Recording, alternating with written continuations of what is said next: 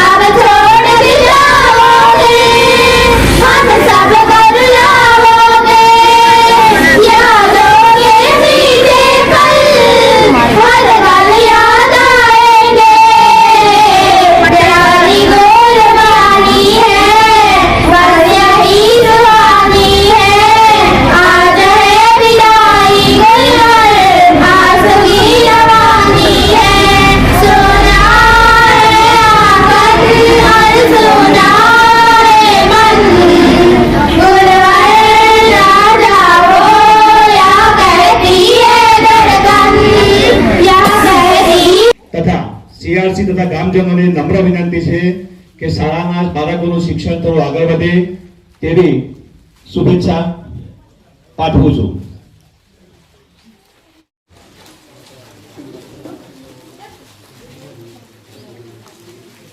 મહેન્દ્રભાઈ સાહેબ અહીંયા કેન્દ્રમાં છે ત્યારે હું એટલું કહીશ, ઉદાસ ક્યાં હોના બદહાસ ક્યાં હોના, ઠુમકા તો મુકદ્દર હૈ ડાલી સે જુદા હોના.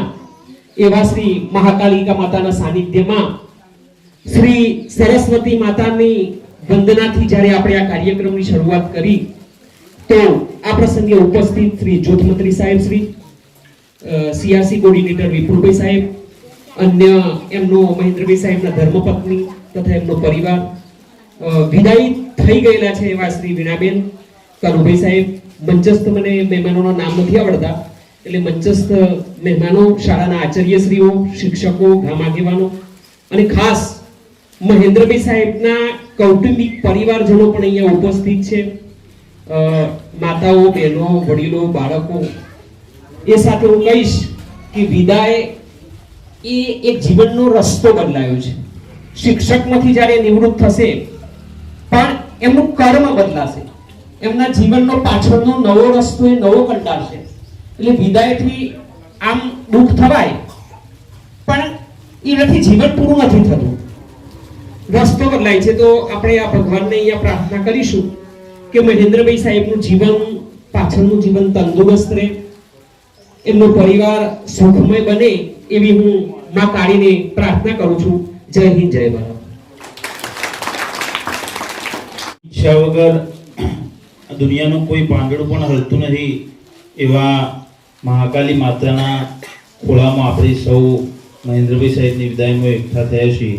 તો સર્વે ગ્રામજનો, માતુશ્રીઓ, સર્વે શિક્ષક મિત્રો અને બાળદેવો, આપણે એટલું કહી શકીએ કે મહાકાળી માતા મહેન્દ્રભાઈ સાહેબને એટલી બધી શક્તિ આપે, એમનું સ્વાસ્થ્ય નિરોગી રહે, બરાબર, અને એમના પરિવારની અંદર સુખ શાંતિ હંમેશા જળવાઈ રહે એવી સર્વે આપણે મહાકાળી માતાને પ્રાર્થના કરીએ.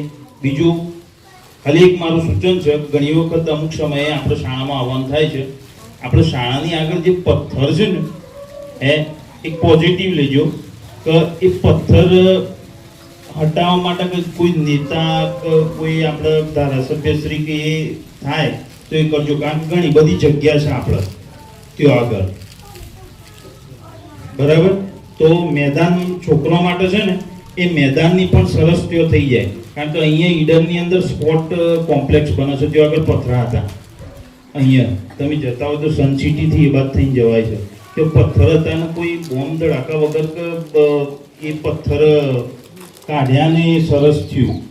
ઘણી વખત આપણને હું એવું વિચારતો હતો કે ભાઈ પથ્થર કાઢવા માટે બોમ્બ ધડાકા કરવા પડે અને એના કારણે શાળાને નુકસાન થાય, પણ એવી કોઈ ટેકનિકલી આપણે કોઈ ટેકનોલોજી જાણતા નહીં, પણ એ ભેગા થઈ બધા અને એટલું કરો એવી નમ્ર વિનંતી.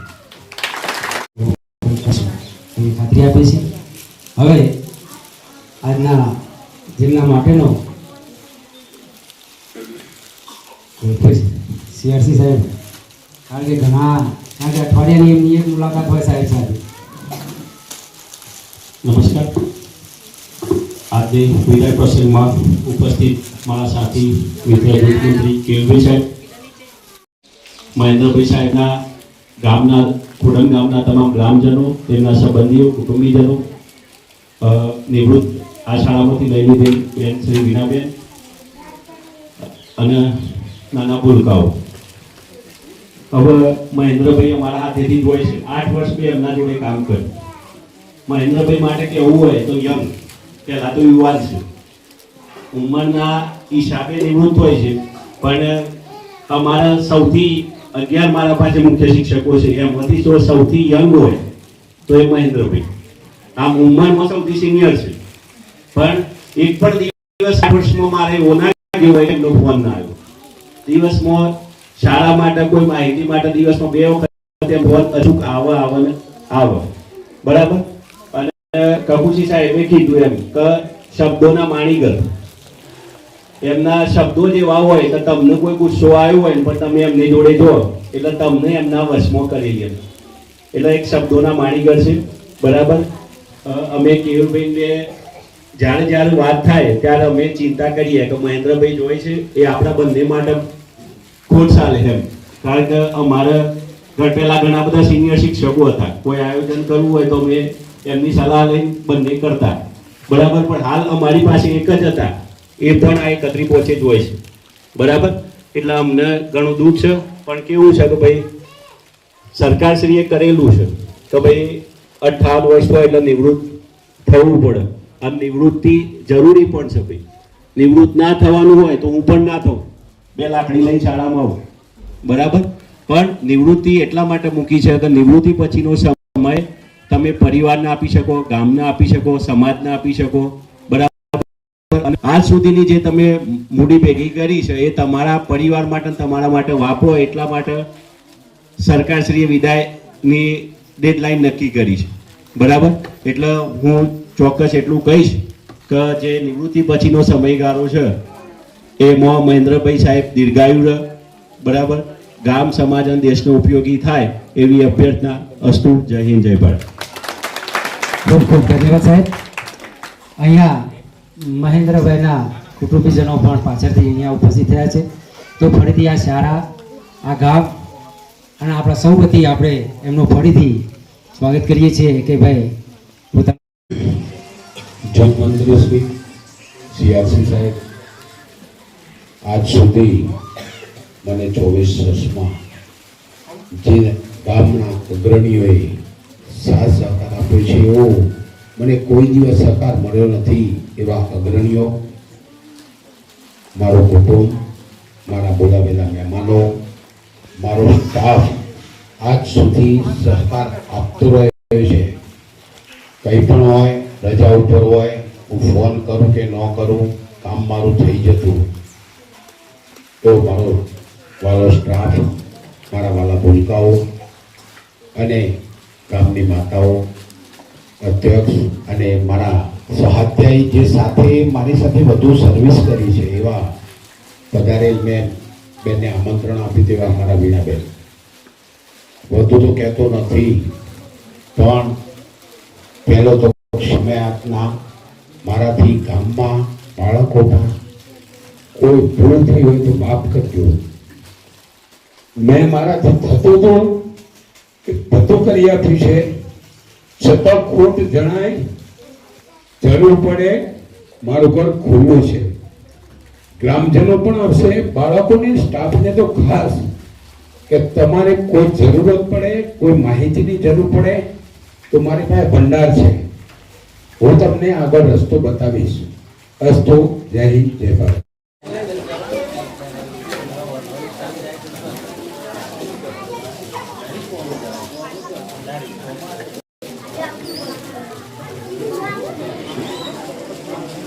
છે તો સાહેબનું સન્માન કરવા માંગે છે. તો લાઈનમાં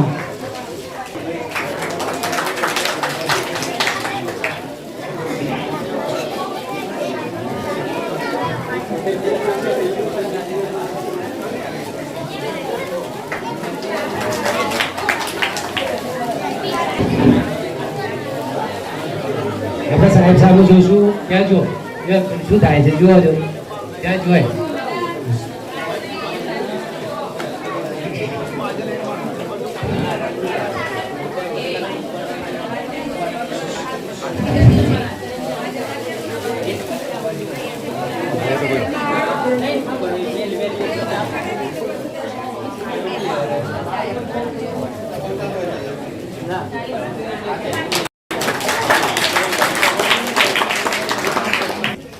પણ સાહેબને કવર આપીને સન્માન કરવામાં આવ્યું.